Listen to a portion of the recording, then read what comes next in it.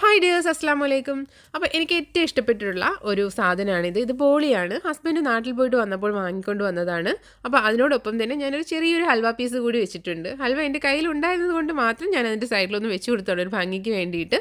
അപ്പോൾ ബോളിക്കൊരു കോമ്പിനേഷൻ ഉണ്ടല്ലോ. അപ്പോൾ ബോളിയുടെ കൂടെ എനിക്ക് പായസവും അതുപോലെ തന്നെ പഴവും കൂട്ടി കഴിക്കാനാണ് ഇഷ്ടം. അപ്പോൾ ഇത് വെർമിസെല്ലി ഇൻസ്റ്റൻറ്റ് മിക്സ് വാങ്ങിയിട്ട് ഞാൻ പായസം റെഡിയാക്കിയതാണ്.